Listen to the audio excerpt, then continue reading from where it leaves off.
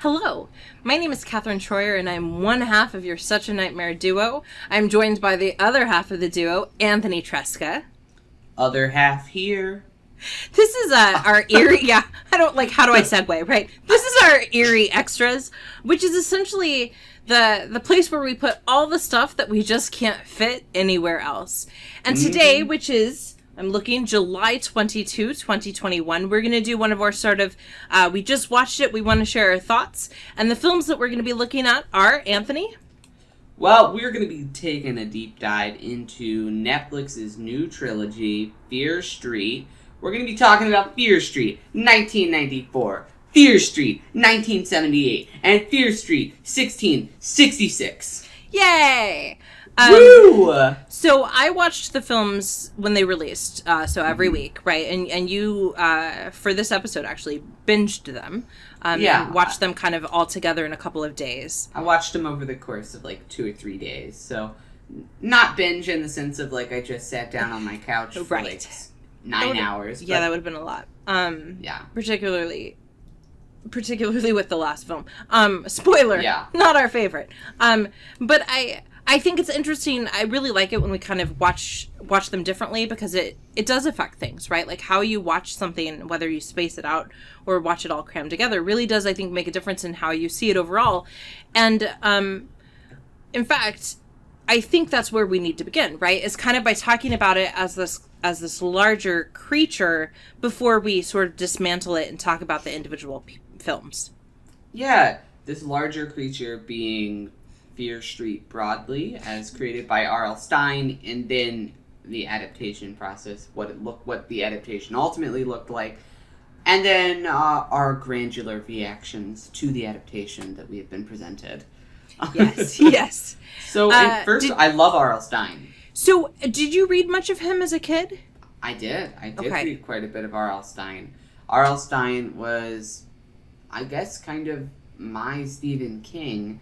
In the sense that, R.L. Stine was really the horror books that I got into when I was a kid. Now, did they scare me a lot? And did I maybe not always enjoy reading them? Yes, of course. But does that mean it's good horror? Yes, of course. I didn't read very much Goosebumps growing up, despite the fact I read a lot. And I think it's because growing up and going to a conservative elementary, middle, high school, those were not going to be in the library, right? They were not going to be in the school library. And so I didn't know anyone who was reading them. So I had no way to really know about them. I've since read a lot of R.L. Stine's adult fiction, and I really enjoy it. But I think we have to begin, you said something very accurate, right? He is the Stephen King for young adult and grade school horror, in that he brought it into the homes and made it, something that was worth reading and engaging with, in the same way Stephen King did. He's like a vampire. He got our consent, and then he entered our homes, and now he'll never leave. And like a vampire, he preyed upon the vulnerable, in this case kids, because one of the things I really love about the Goosebumps books, and people talk about a lot, right, is that they encouraged kids to read. Because why wouldn't you want to find out what's going to happen with the ventriloquist doll, right? Of course you're going to want to find that out. Now, did you read the Fear Street books? No, never read the Fear Street books. So this was one of the, because it was in two parts. There was one that originally came out back when he was writing a bunch of stuff, and then there was a new commission of Fear Street that's come out in the 2000s, and I haven't read either of them. I know they exist. I had heard of Fear Street before, but I had never actually taken the time to read them myself. Had you read them? I had not. In fact, I think I'm going to read them now. Now I would like to go back and read them. I think so, yeah. Because, one of the first things that people will tell you is that this is definitely not, the films are definitely not meant for little kids, right? In the same way that most of what Stine is writing is meant for younger audiences. And you can see that, not just in the amount of, gore, but also in some of the very adult themes that are being handled in the films. And that is, I think, a really interesting approach to not really, to adapt the Fear Street to not be for its original intended audience. I don't think it's necessarily a bad choice. This happens all the time where you adapt something to be for someone else than who it was originally intended. That's great. It's not intrinsically a problem or anything. It is just interesting. And I think it works to varying degrees. I think it works to varying degrees of success, in part because although they're inserting things in that are for more mature audiences, I don't think they're wanting to exclude the younger audiences.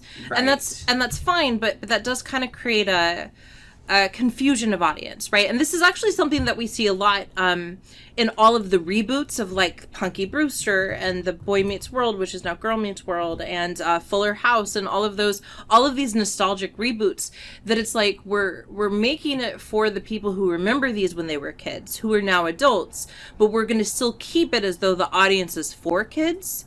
And so then but we're going to throw in weird, like, adult moments. So I felt like Fear Street was doing something a little bit similar, where they're making it for people who read Fear Street when they were kids, who are now adults, who want to see the story sort of like reimagined, but they didn't just make it for them, right? And so it kind of lost, I think, some of its focus, which honestly is kind of my problem with the entire trilogy, right? Is that I think there were some problems in terms of and you and I talk about this a lot, the grab bag approach, right?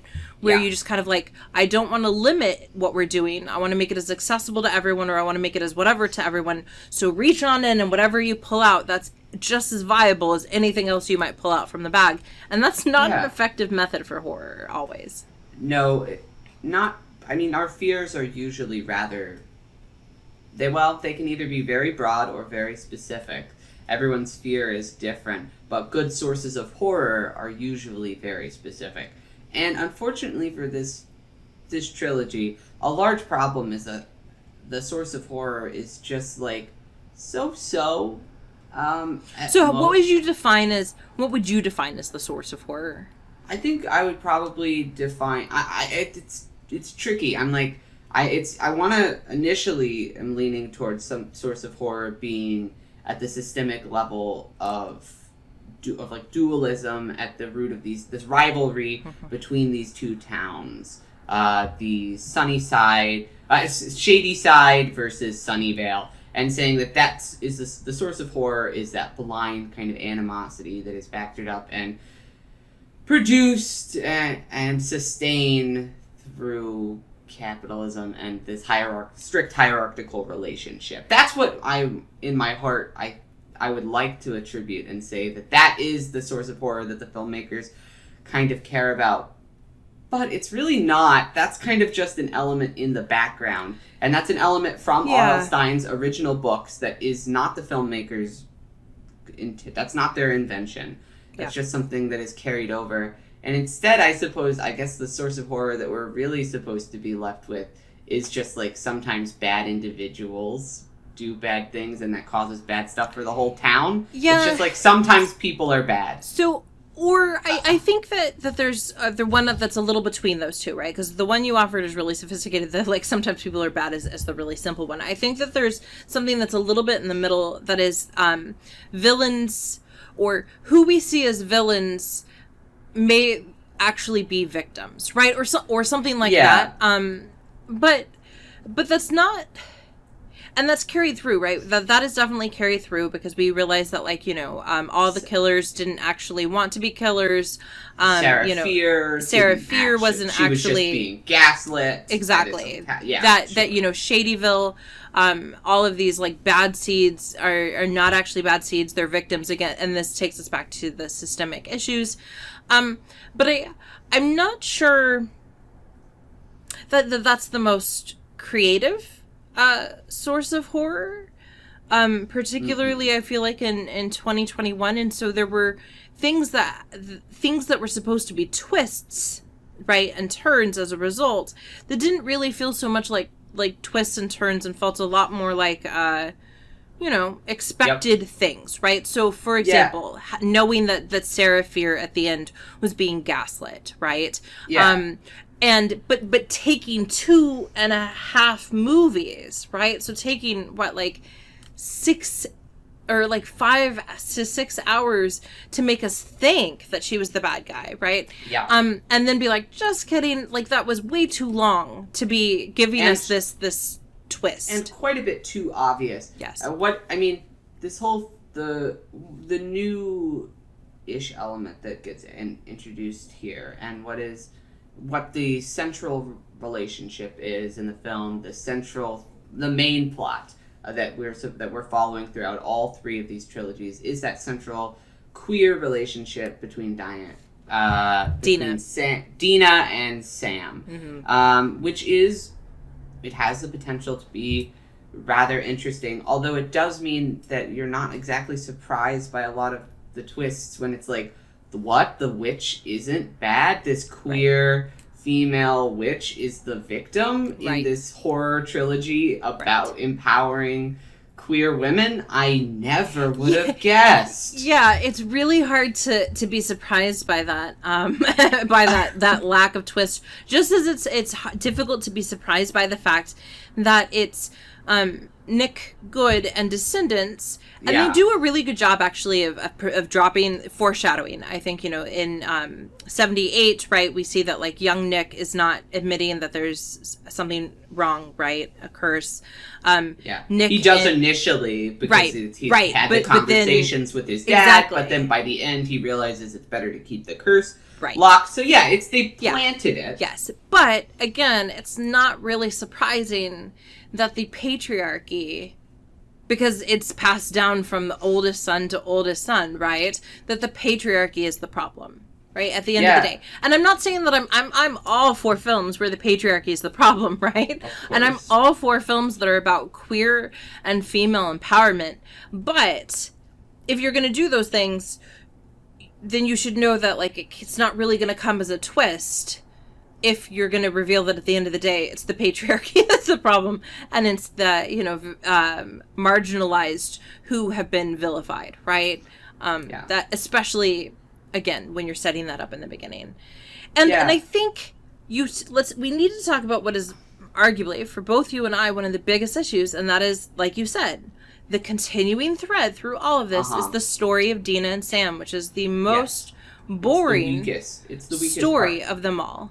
Yeah, it is. So this is the frustrating part of, so this is a trilogy that, and unfortunately, as we will talk about when we deep dive into each of these films, it's a trilogy in which none of the films really are able to stand on their own. I would say they do require you to watch them all back to back, because each film is injecting this through, because they attempt to inject a through line, which is this main storyline of Dina and Sam, which shows, I think, just a real lack of belief in their core concept, which is this rivalry of the towns, this curse.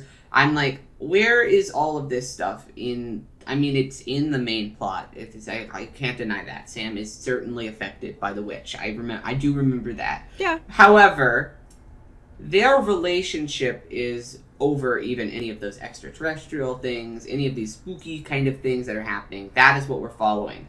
And that's not a problem in horror film or in any film. You can have a relationship be your A storyline. However, if it's your A storyline, you'd better make sure that it is interesting, they are characters we care about, they have motivation for being in this relationship, and there's like some satisfying growth for these characters independently as well as in their relationship. Now, does Fear Street do any of those things with this main plot? No, it doesn't. Is that a huge problem? Yes, it is. Does it make the films rather boring and these characters just feel really kind of like lifeless and soulless and stand-ins for representation in an algorithm devised by Netflix in order to generate content and views? Yes, it does feel like that. The end. No, I mean, I think everything you said is spot on. So, I think I'm so excited by the diversity of cast and characters in Fear Street. I think it's lovely. Although at the very end of our discussion here, I will tell my caveat to that. But I think it's terrific that we're doing that. I also think it's terrific that the film doesn't try, like, that this isn't a coming out story, right? Because like it is possible to be gay and not have to have every story of your life be a coming out story. Yeah. But when the most interesting thing about your character, your main character, is that they're in love with another woman, right? When and again, they try to like make that be this like twist at the beginning by like using a, you know, gender neutral name of Sam, but also like I feel like anyone who's gay picked up on the fact that when Dina was talking about Sam, and everyone was talking about Sam at the beginning, no pronouns, right? Like, and that's a game I've played before where it's like it's just easier to say partner and to say they. It's just easier for this conversation with these old folks who just aren't ready for the radical truth that I'm with a woman, right? Like, so I've done that game before. I think every gay person has done a version of that game before. So it didn't come as a surprise, right? Like, or it should not have come as a surprise to anyone except maybe a few straight folks who were like, oh, interesting. And so I think there's another example, right, of where this film is trying to give us these twists or surprises that are just what we expect to happen. Yeah, and I guess we've kind of naturally transitioned into talking about 1994. Let's do it. Because that is where this essential relationship is established, which is the A storyline, so we'll treat it as such. So that A storyline is introduced, right? I'll give it credit. It's introduced right away. That is always... well, I suppose that cold opening at the mall happens. Oh, yes, which we actually need to talk about. Because, we should talk about that. Because it's my favorite part of the film, to be perfectly honest. And it's my favorite part because it set up some promises that unfortunately were not delivered throughout the rest of the series, but it set up this promise that this was going to be a film that was aware not only of the 90s, but of 90s horror, right? So there's a lot of people who've pointed out that opening, that cold opening is very, very, very similar, not just in terms of content, but actually in terms of like shots to the cold opening with Drew Barrymore in Scream, right? In 1996 Scream. And to its merit, right? So, you know, we have this character that we think is going to be our main character because she's snarky and she likes to read, and then of course she doesn't make it. We get to have like this little like subtle snarky moment about like how people have dismissed the types of fiction that R.L. Stine and like Christopher Pike write. Like we get to have that in there. We get to have all this like nostalgia of the 90s with the like glow in the dark Spencer like store, and the Orange Julius and the B. Daltons, and the music choices. And then, like I said, it's really lovely in the shots that it's giving us, because there are some that look like they very intentionally were paying homage to some of the opening shots in Scream. Unfortunately, right, that opening sets up the idea that this film is going to be very sort of meta, and that the whole and that the whole franchise, right, all three films are going to be really aware not just of the story they're trying to tell, but how their story fits into horror audiences' perception of other horror, right? I think it loses that rather quickly the moment we get to the A line, but for a few brief moments I was like, this is fun. I'm enjoying myself. It was very fun. That mall sequence at the beginning gave me a lot of hope. Wasn't ultimately carried through super effectively, but it was a really fun sequence. And then we get into the more of what the franchise, this trilogy, is actually going to be about, with like that scene where Dina's gotta like confront Sam or whatever at the memorial for this killing. And it's not a very good scene, actually. I was gonna say it was fine, but it doesn't do a super great job. They start off on really bad terms, because Sam has done a pretty unforgivable thing in Dina's eyes in terms of abandoning her and not being there for her, denying her identity, denying their love. Those are all pretty difficult things to get over, I might say. Those are pretty harsh things. They are. And the film, unfortunately, doesn't ever really allow the characters to seriously be challenged for that, or like acknowledge that, or process that, or or just like work through that in any way. And I think that is a real big problem and prevents a lot of the growth from occurring in their relationship, because they're ignoring a reality that the filmmakers and the writing team built into this world that you can't deny. Yeah. There's a reason that most narratives don't begin in medias res for relationships, right? There's a reason that most films begin a relationship, a romantic relationship at least, at the beginning, right? Because you have to understand what it is that attracts these two characters to one another. And you're right. Instead, what we see is we understand perfectly why Dina is rightly so, in many respects, hurt. Also why Sam is hurt, right? Because there's this mixed messaging happening. But we don't understand what it is about their relationship that's worth fighting for. We never get to see that, right? We see them fighting for it, but we never get to see that, like, Sam is the only one that Dina feels comfortable sharing the poetry she writes, right? Yeah. Or that, like, Dina is supportive of Sam who runs cross country, right? We don't see any of that. We just see brokenness, but I'm going to fight for this brokenness anyway. And that's not a very compelling storyline to want to follow. Yeah. Yeah, it really is not the most interesting. And I suppose you could say it kind of works into this larger theme of, like, yeah, things may be bad here in Shadyside, but it's still a life worth living and fighting for. Although that doesn't actually seem to really be the theme of the films at all. So I guess maybe that was just a too generous reading of the situation. I think so. And I think one of the reasons you and I are being so critical of the A-line is that the film proves that it's capable of doing more, right? The other characters in this film are fantastic. Yes, they are. Simon, who's just both in terms of the performance of the actor, but also in terms of the character, is funny. He's spot on. He knows how to be, like, quirky that almost goes to, like, creepy, but not quite. Kate, I read something that said I read something that says she's a little bit much, right? Because she's the valedictorian cheerleader drug dealer. So that is a lot to put onto one small town little tiny character. But yeah, she's delightful. She's funny. Even Josh, right, Dina's brother, offers something really interesting because he's the knowledge keeper, right? He's the one that's been gathering the knowledge and seems to understand. And we always have to have that character who is like, wait a minute, I just happen to have a murder wall. Let me show it to you. And there are moments that are downright funny in this first film that suggested that it was going to really kind of be, again, this sort of like horror comedy, really creative thing. One of my favorite scenes is the one where they're all hooking up, right? And so we have Sam and Dina hooking up, and we have Josh and Kate hooking up, and then we have Simon, who is like self-providing his pleasure. Gratification. Yeah. And then when they come back, right, he's like, wait a minute, did you guys all hook up? And then he's like, me too, and I just and that was just hysterical, because that's, again, it was like they knew this is a scene that appears in a lot of slasher films, so let's make fun of it, because it's never an even number of people, right? It's never perfectly coupled up.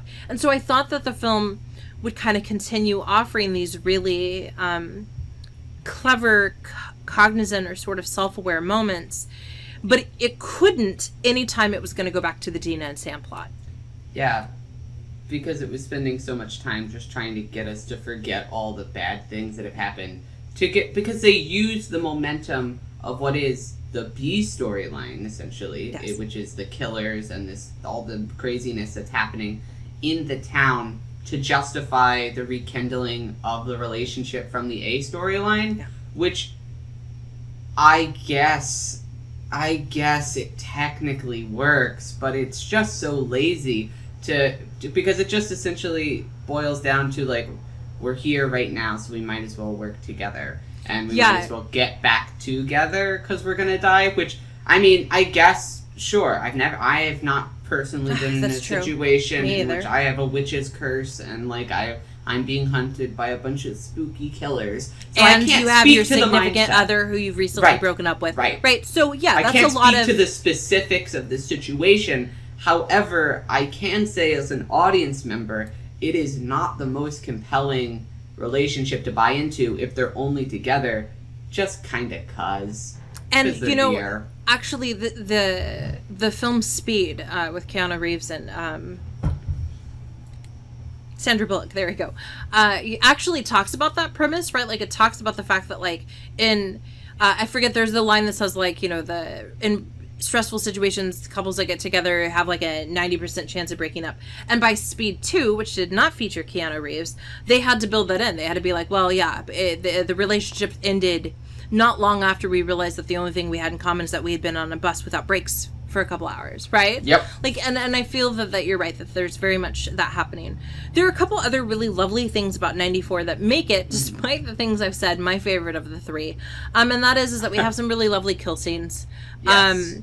Mostly in the back third. Yeah, again, right, it's in the back third, and it's the you know, and it's the characters we're not wanting to see die that are dying. I know. Right? I was so sad when Tina went through. Is that Kate? Sorry, not Kate, Tina. Yeah. When Kate went through the bread slicer, yes. which is a great kill.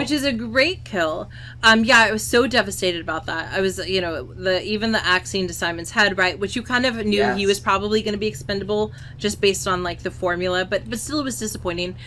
We had some other really an introduction to some interesting big bads, right? So I liked I love the idea of a menagerie of big bads, because that is the one acceptable form of a grab bag that I'm okay with, right? Because you can say, like, I personally don't find someone wielding an axe and wearing, like, a burlap sack scary, but I do find really scary Ruby Lane, you know, as she's singing the song and holding the, like, straight knife.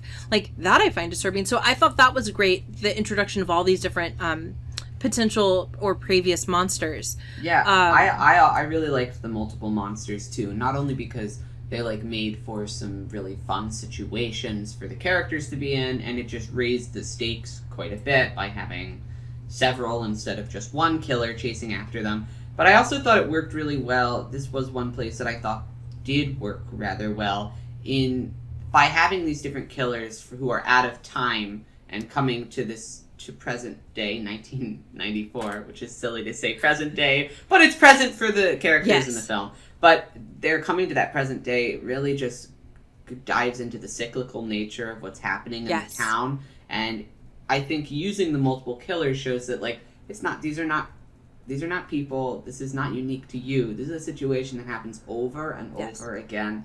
And I thought that was one moment where I thought, okay, this trilogy does have something. There's some good ideas here. This is one of those good ideas at play. Because not only does it reinforce the sort of systemic oppression and concept, but also you and I both have talked before about the fact that a lot of horror that we enjoy has that cyclical presentation. Those of you that have read Anne Rivers Siddon's book, The House Next Door, which is fantastic, you should definitely read it. It is. That book, right, it's multiple families entering that home. Obviously, that's the premise of The Shining, right, where it's happening every few seasons. And there's just something kind of really interesting about that, which makes, for me, the transition to the 1978 film an interesting decision, because we're going to drop the cyclical nature for the majority of it and focus on just one of our big bads. And honestly, for me personally, not the one I found most interesting, right? I would have really preferred a film about Ruby Lane. I think that would have been really interesting, particularly the idea if the story had been from her point of view, so we didn't realize that she was Ruby Lane until she starts killing people. We thought she was the, like, final girl, right? That would be really interesting. And also, I think would have worked better with, like, if this is a queer or female-driven horror film, why would you not go with that character? Yeah. It seems like to introduce them, and this is one of many times in which this trilogy will, like, introduce something that you're like, oh, if developed, that would have a really satisfying payoff. But then they don't develop it, and so you're like, oh, well, I guess that was just an element. This is Ruby Lane is one of those, because you're like, that could have been a really interesting, powerful way into exploring the female psyche, and things like that. But instead, we moved on to the second one, which is and even not about that at all. You know, and we even have, like, her mom, right, at the camp, and we have her mom who is don't don't choke to death. We have her mom who's like clearly been investigating all of this, right? Like, again, there was just so much that was so interesting that they introduce, but then they don't carry through. And honestly, one of the first things that happens at the very end of 94, but it's in 78, that already upset me because it's one of those things that they were like, isn't this interesting? But then they never did anything with, is the adult Ziggy having all those alarm clocks. Right? Yeah. So you assume... by Gillian Jacobs, who I did, as soon as I saw them, I was like, ooh, Britta from Community. I mean, there's really no other, right? Like, that's who you have to think of. And that just throws it off a little bit, too, because you're like, why so serious, Britta? But thanks. But the thing is that when the 94 film ends and we get into the 78, right, and we have all those alarm clocks that, like, tell her when to feed the dog and when to check the alarms and all that stuff, we are coded to think that there's going to be something significant about time, or about her inability to remember time, or something like that, right? But instead it was just one of those, isn't this a quirky thing that demonstrates that she's broken? And it's like, well, there are so many other things that would have been appropriate to demonstrate how her brokenness very much was affected by her time at the camp. But they didn't, right? That was just another kind of dropped ball. No, instead the second one essentially serves the exact same function, story-wise, as the first film. It's just a rehash of the same, like, oh, there's a witch curse, and then it causes people to kill people. Oh no, we should definitely do something about that. Yeah. And I guess you get a little bit more information into the mystery of, like, here's a bunch of background information, and it's the hand, supposedly. We get the hand, and we get to see the house, so that when we go to 1666, we're like, that's not Sarah's house, right? So, but yeah. So ultimately, those are just red herrings, and so I'm like, we spent a whole movie on you establishing these red herrings, only so you could subvert our expectations in the final one. I'm like, ultimately, that's not a compelling enough reason to have a second film. And it's made worse by the fact that not only is, like you said, this essentially just the first film but continued, but it's the first film, but it shows us what can happen when you do have an interesting line A, right? Because Ziggy and her sister are the interesting primary characters. Their relationship, which is also told in Medias Res, right in the middle of things, is still interesting, but and it's honestly more interesting because it's the sibling dynamic. Yes, I thought so you enjoyed 1994 more. I enjoy of these two, right? And there's no point in trying to separate them. They're the same. They're just there's just which aesthetic did you prefer, the 90s or the 70s? I like the 70s. Because I like the 70s aesthetic a little bit more. I like some of those fun choices of the summer camp, even if they didn't go far enough with it for me. Which we'll definitely get talk into about in just a second. Maybe that's where we go to next. But I loved the characters. I really felt the shift. I mean, the plot of the trilogy, Diana and Sam, is still present. That's the whole reason we're being told this extended flashback, is so that they can learn how to solve that, which is frustrating that's the only reason we're going down this extended flashback.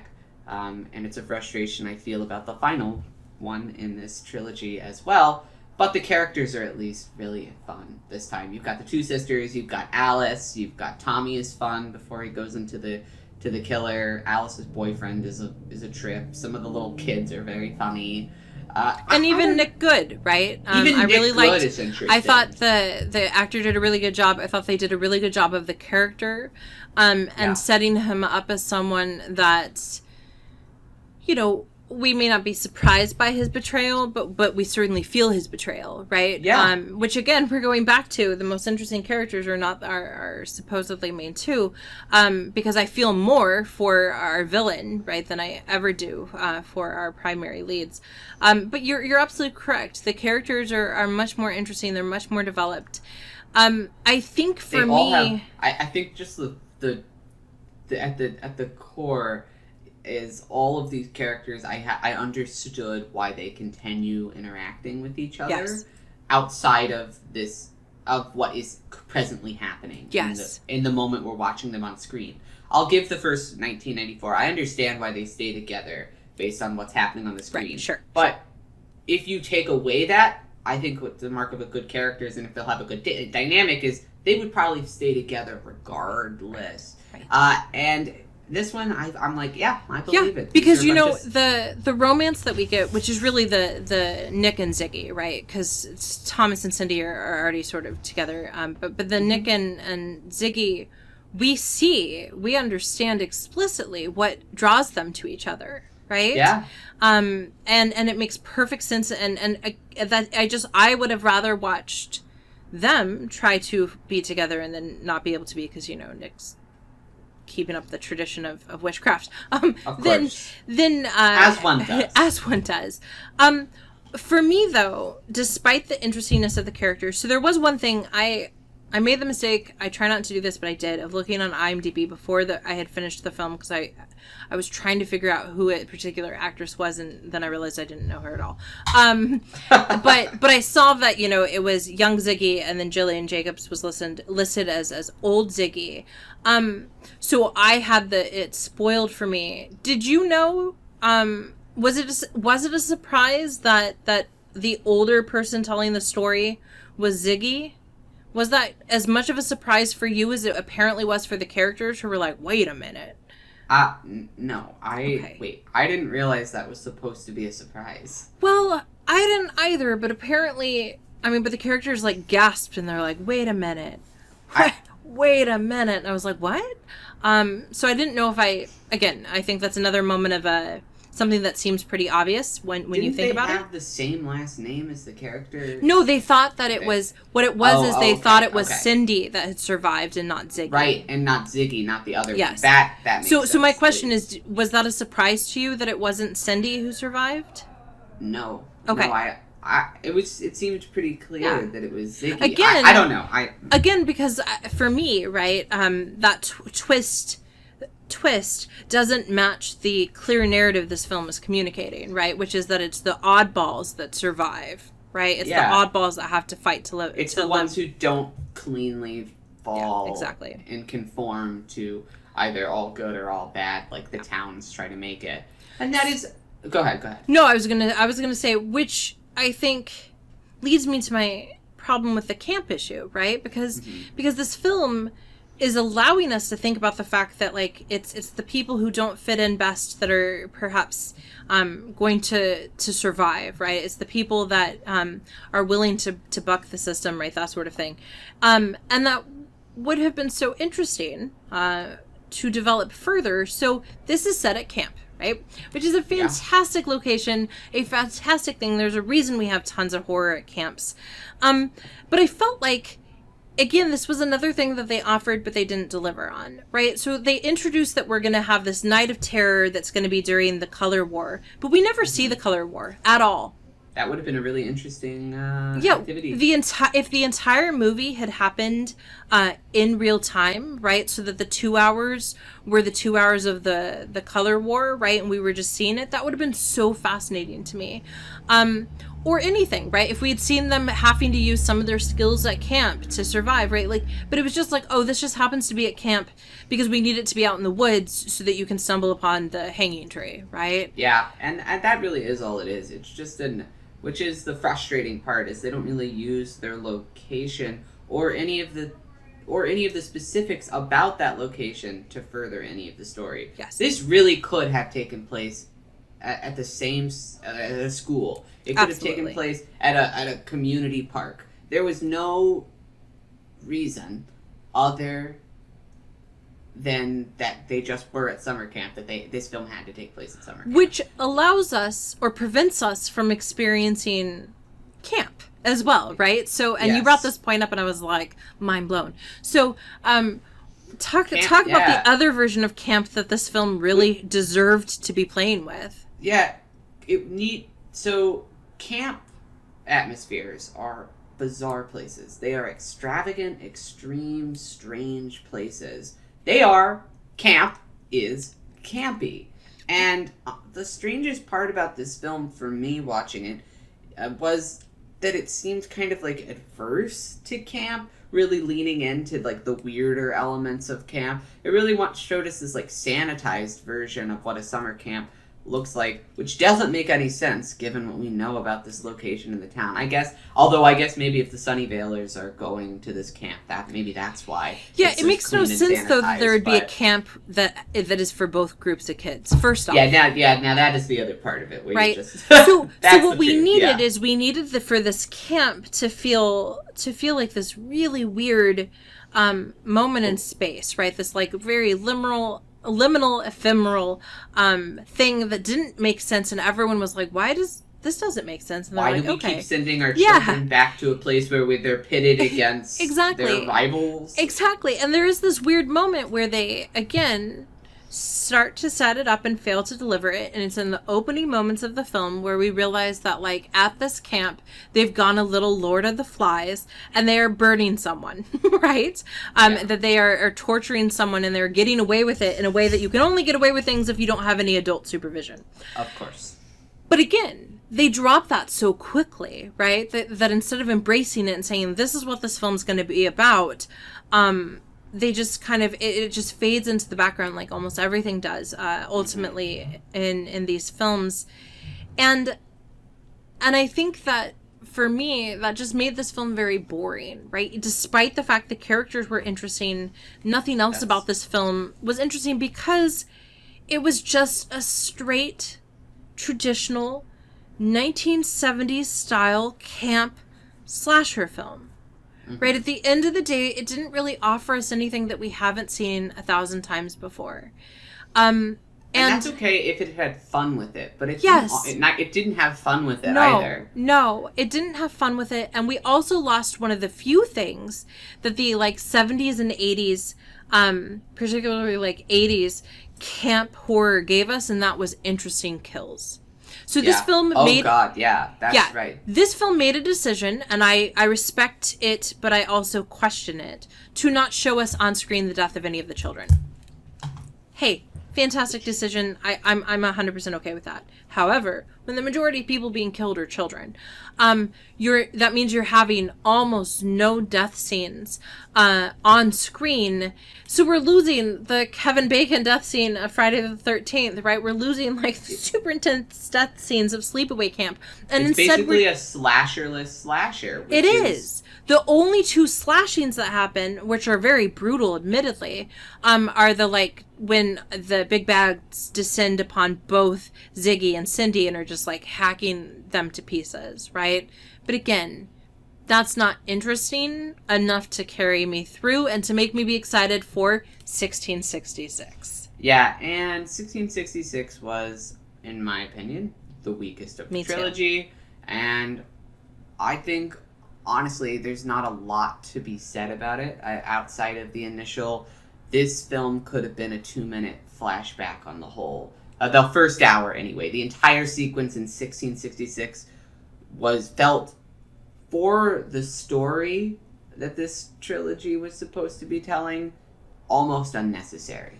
Yes. Just like a waste, flat out, from a story standpoint, a waste of time.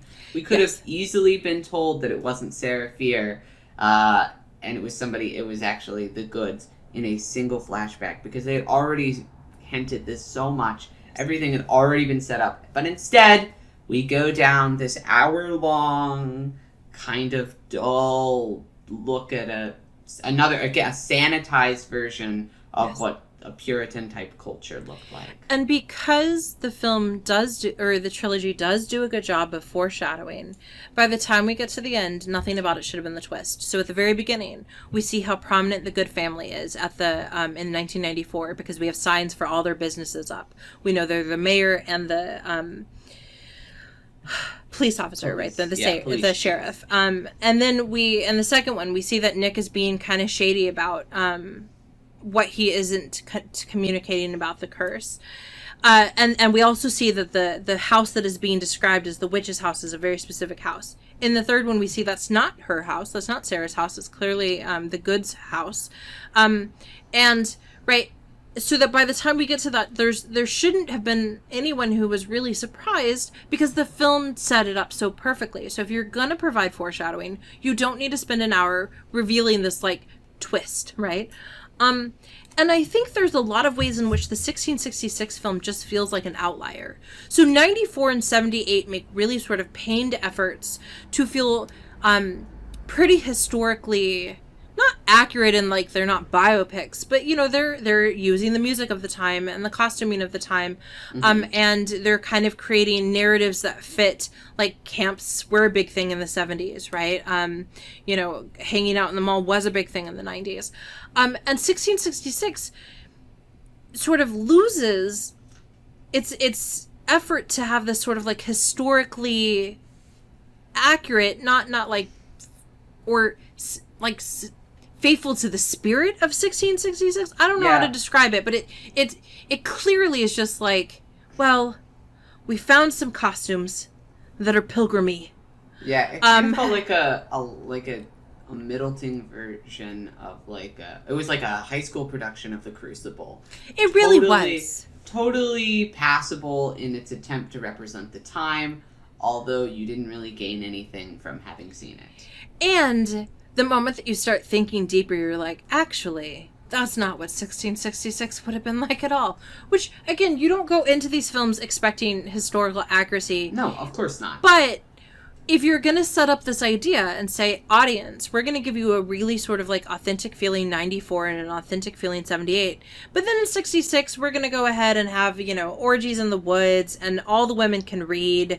And, you know, we're going to have these weird things happening with accents because, which is why your comment about the high school the high school version of Crucible feels so accurate. Because one of the decisions they made, which was intriguing but didn't always pay off, was having all of the actors from the first two films be characters, although we're left to wonder whether or not they would look different. Right, just like Dina is standing in for Sarah Fier, but Sarah doesn't look like Dina, right? But the consequence of that is that we have a lot of very young actors who are having to somehow be this old-timey character, and the result is like the actors who played Dina adopted an accent that did not make sense. Sometimes it was Irish, sometimes it was British, sometimes it was like what she thought people would want to hear her sound like, and it just kind of created a really weird sort of affect. And you know how I can really tell that they didn't really even believe in doing this like 1666 time period justice and really committing to it is that they cut away from it. It's only they then switched to part 2 of 1994. You're like, okay, all right, so you that is another, just like they didn't believe in their own concept because they had to cut away from it because they were like, that's all we can get out of this. That's all the mileage. And as a result, and they were right. They were right to cut away because it was incredibly boring because they didn't have anything there, which means that you either need to rewrite your story in order to be more interesting, or you just need to not have this third film exist and have it only be 2 films. Which I think is the real answer to it, or this have problem. A third film be one of the other timelines, right? And have like cutaway scenes to the 1666. If you really want to build that in, we can have these flashbacks, right? Because like you said, these are all extended flashbacks. And I will say there were a couple things that stood out. I really thought the actors who played Thomas in the 78, I don't remember his name, in 1666, and the actor who played Nick Good but then played old-timey Good, they both did a really good job. I thought of one of them being like, you know, why don't you want to be a witch with me? And the other one having this like gross moist hair, and he was like, witches, they're everywhere. You know, I thought that was really good. Yeah, there were these couple of moments, but again, it just felt so strange to have this the idea that there is this orgy, and also, honestly, it felt a little strange to have Dina and Sam's relationship be in the 1666, right? Because it's not that there haven't always been gay and lesbian people, because there have been, but it just felt like a really weird, I don't know, it just felt odd, like an odd thing to put into the narrative. So then we get to the interesting part of the film, which is the 94 part 2, at least for me, right? Because we have the like assembling of the crew, and we have the reintroduction of the character Josh meets at the prison or the jail. Yeah, he's a good character. Yeah. That guy brought at least some, like, spunk and some screen presence to him. So I was like, thank God this guy's here. Yeah. At least this third act isn't going to be a total waste. And if you have ever smelled that Calvin Klein cologne that she sprays all over her body, that's actually a really clever thing, because that cologne is so strong that it does obscure all scent, right? So there's these little moments. But then we get to what is arguably, for me, the 1 minute that was the worst minute of the entire 3 films. And that was the minute when zombie-esque, or, you know, like, monstery Sam is choking Dina, and then, through love, stops. Yeah, that was actually just super upsetting to watch. Yes. Not because I hate love, and not. Yeah, it does sound like we're really I do terrible want people. To clarify. I don't hate love, and I that is not why I am harping on this. I'm harping on this because this is a clear instance in which this trilogy breaks its own rules. If this, you know, they could have even fixed this problem if we hadn't seen a pair of lovers go through this before. But we had, in canon, in 1978. Yeah. In the film we had just seen, presumably before watching this, we see Cindy with a relationship we liked better. Yeah, with Cindy and Tommy. Actual characters who are in a relationship who seem like they, you know, maybe like each other or something. More than Dina and Sam. They have more reason to be together, and it doesn't work for them. Cindy is unable to convince Tommy to stop killing, and goes on. And so we're led to believe that love has no power here. That is established in this universe, and yet, because the filmmakers, I guess, couldn't think of another way out, through the Deus Ex Machina of love, I guess the gods were like, here you go, have some love to save you from this weird zombie witchy thing.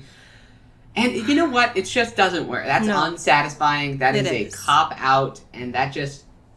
I mean, I guess it works only in context of this terrible A storyline, and none of the A storyline has been very satisfying before, so why should it have a satisfying conclusion? But... Yeah.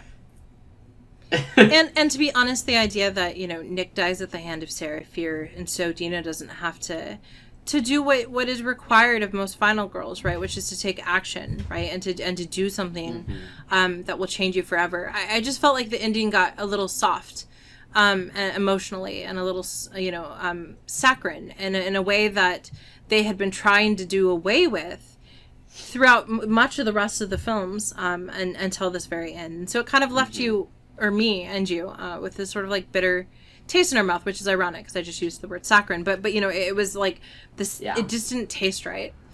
So there's one last thing I think I want to say before we wrap up, and this is just, it's real quick, but I agree that again, we're not watching these films for historical accuracy. No one should be watching these films for historical accuracy, but I do think we need to be careful as filmmakers and writers about balancing between embracing a diversity of cast and characters, because we should have those, right? There's not a single reason we shouldn't always have those. But balancing that with just kind of reminding people that the decisions we're making represent the past we wish we had, not the past that we actually have. And I think that, you know, there are times when it happens that like people are very cognizant of it, but it's the little moments, right? It's the having in 1978 a camp that is, first off, Sunnyvale and Shady, or Sunny, whatever, Sunnyvale and Shady side. Yeah. Thank you. But it's also the fact that the camp, all of the Shadyville people are people of color, right? And the fact that they probably wouldn't have been invited by the Sunnyside or Sunnyvale people in 78, which is only 10 years after the Civil Rights Movement. Or in 94, I'm so excited that in a film we're watching in 2021, we don't have to have a laborious moment about gayness. But in 94, that would not have been as accepted as it was by even her closest friends, because, and certainly not by everyone else with the casualness it is, right? Because we have to remember that it's not in the United States until 1998 when Matthew Shepard is killed that the LGBTQ movement began to say, hey, maybe gay hate crimes should be legally considered, punishable as hate crimes. Like, so I would like to see, just like at the end of films that have suicide, where they provide the suicide hotline, for them to say, we are so excited about the diversity of our cast and our characters, but we would like to point out that being gay is a struggle still today, but it certainly would have been in the 90s. Or we want to point out that, yes, we have a cast in our 1666 that reflects a lot of different people, but they would have been all white, and anyone who wasn't white would have been a servant or slave, right? Like, just little things like that would let people remember, we still have to fight. Systemic oppression is real. We can't look at these films and be like, oh, well, see, it wasn't that bad, because this is 2021 putting itself on 1994. Yeah, you don't want to create a fantasy version of the past, because that's what's creating a lot of our problems today. I think you're absolutely right, because the answer is obviously is to be like, oh, we're doing a period piece, time to cast no minorities. What a terrible decision that we've made historically for a very long time. Yeah, that's like that. I mean, that's a historically accurate one. It is what had been done for a very long time. It's a bad, boring decision, and I don't really have any interest in seeing it. But it is a decision, and I think you're right. Just like the acknowledgement at the end of the film that, like, we chose to participate in blind casting, but that does not mean that at this time things were as good as this. It's a good attempt at the filmmakers, though, to try to rectify the sins of the past. You're like, absolutely, yeah, it was really bad during these times periods, but now this is here's a little our attempt to not perpetuate these same problems. And if you're not going to go as blatant as Hamilton the musical does, right, where they're just like, we're going to just make it real obvious that we're breaking every rule about who the people might have looked like at that time. If you're going to go more subtle like Fear Street did, then I think you just need to acknowledge that, hey, we've made some decisions and we're excited about them, but we want you to know. So I'm curious to know, what are your all thoughts about the Fear Street trilogy, in particular because it seems like everyone has a different favorite film. There are lots of people that really liked 1666. I liked 94 best. You liked 78 best. So what was your favorite film of the three? What would you have liked to have seen? I would have loved if we would have had 3 different directors so that it felt more like an anthology. So each film felt like a whole different creature altogether. Yeah.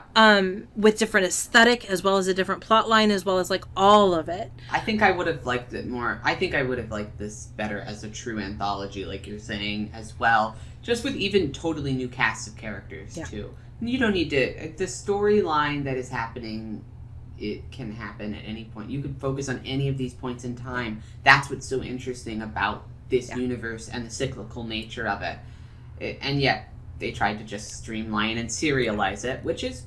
It's a decision. I understand how they got there. It's not the one that I personally liked or would have enjoyed seeing the best, but it is a decision. Yeah. And maybe you all liked it. Yeah, so we'd love to know your thoughts. You can reach out to us on social media. You can provide comments. If you're watching this on YouTube, you can provide comments on YouTube. Email us, all of that good stuff. Anthony, what else should they know? Well, I mean, I guess you should just know that I want you to have a spooktacular day. Wahaha. Thanks.